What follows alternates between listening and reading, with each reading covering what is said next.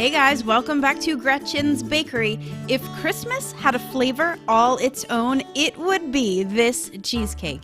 If you have never made your own cranberry sauce, you are in for a treat. Cinnamon, vanilla, anise-scented cranberry compote piled on a creamy vanilla cheesecake with a Gingersnap cookie crust. I cannot tell you how amazing this new recipe for cranberry cheesecake is. One bite and I was in Christmas wonderland. Check out how to make this building on recipes dessert.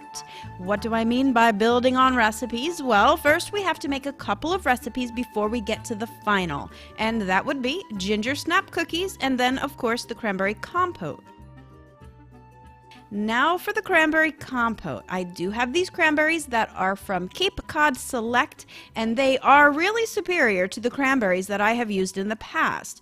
Every last one was just perfect. So as I mentioned, anise, cinnamon sticks, and vanilla are spiking up my cranberries, and I do like to use cherry juice added to the water for my liquid, but you can use cranberry juice, or sometimes I even use wine, or even all water if you have none of those things.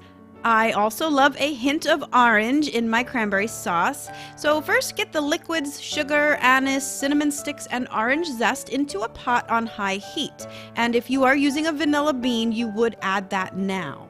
Bring it to a boil and then add the cranberries.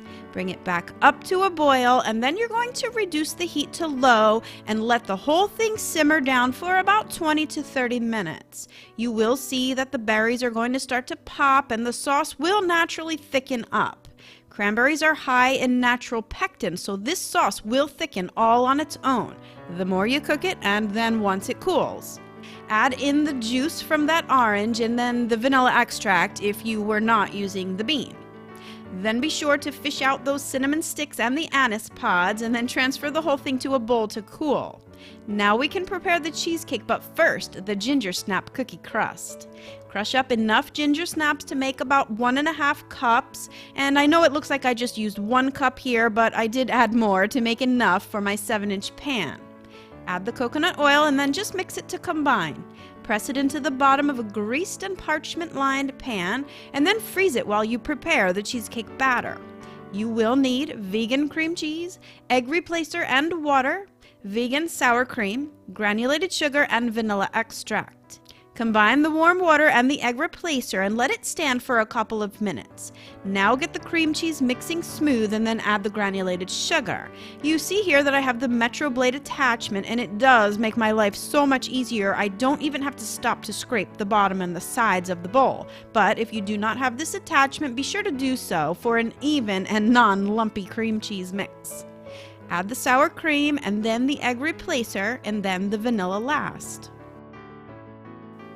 Pour the batter into the prepared crust and then bake it at 335 degrees Fahrenheit for about 35 to 45 minutes. And it will look a bit jiggly in the center, as you can see here, but then just refrigerate it overnight and it will set up completely. Once it is set, well, you know me and my blowtorch method for unmolding cheesecake, since I do not prefer the springform pan, but of course if you don't have a blowtorch, you can use a hair dryer or just submerge the entire cake pan in hot water to release the fat. Then invert it with a piece of parchment paper so it doesn't stick to the table. Give it a few taps and it should slide right out. Don't forget to remove the parchment paper from the bottom and then re-invert it onto a serving platter. Pile on that cranberry compote and you are at the countdown, my friends, to tart, cranberry, and creamy cheesecake bliss with a snap of ginger cookies to bring it all home.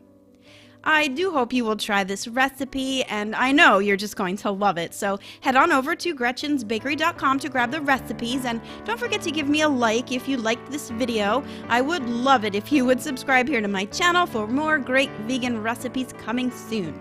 Alright, thanks to everyone for the support and for watching my video, and I will see you soon.